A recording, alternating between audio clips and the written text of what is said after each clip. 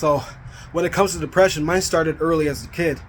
You know, I was 14, weighing 215 pounds.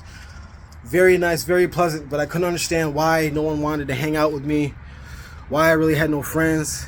I sat alone in school, like the school lunch, the cafeteria. You know, there's 700 kids in the school, but I'm the only black. And I sat either in the back corner or in the middle. Sometimes some kids would be nice enough to just like say things to me, so I'd like kind of sneak in and like try to eat my lunch with them. But the whole, you know, if you can tell everybody's looking at you like.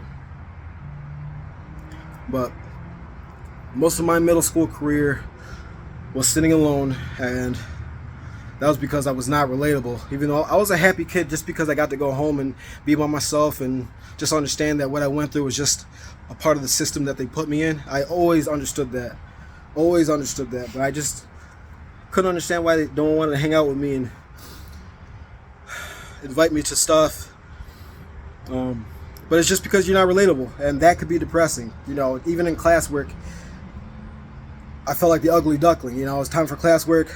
They started sending me to resource because when it came to congregate in classrooms, you know, people were nice to me, but when it came to like actual situations, you could tell you always knew who they were going to choose, and that's what happened. You know, some teachers were so uncomfortable that they would just send me to resource, and that's where I would get my help from. But it honestly didn't have to do with me mentally not understanding what was going on. I'm very aware of my surroundings, my situation. I just didn't want to befriend people that really just didn't. You can just feel the energy, and I've always had that gift. Just to be able to know my placement, and my placement was not there. So yeah, it wasn't like I was getting picked on. I just wasn't getting picked. You understand?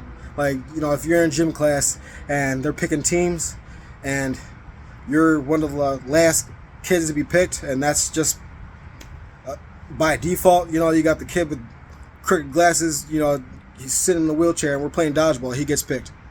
I'm standing there. Oh yeah, Brent. Oh yeah. Oh. Okay. Okay, guys. Just certain things like that. It all adds up, but my fitness started with my art teacher told me that he was working out one day, and I just stayed after school and just kind of chimed in. His name is Mr. Williams, and he's one of my life mentors, someone I always speak on when it comes to my story.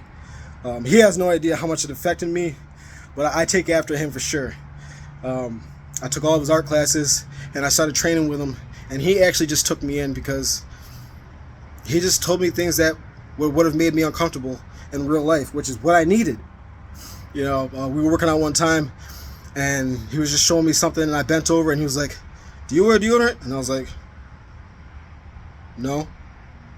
And, you know, it was offensive, but it was like, every day since then I was wearing deodorant. You know, I just started watching myself. And then I learned that my depression says fuck deodorant, because I used to get pit runs. I still get pit runs when I have to speak about just myself and my feelings. But Mr. Williams, thank you. Thank you for guiding me and showing me that I'm worth taking in, and, you know, just befriending me. I appreciate you, man, and I'm still going strong.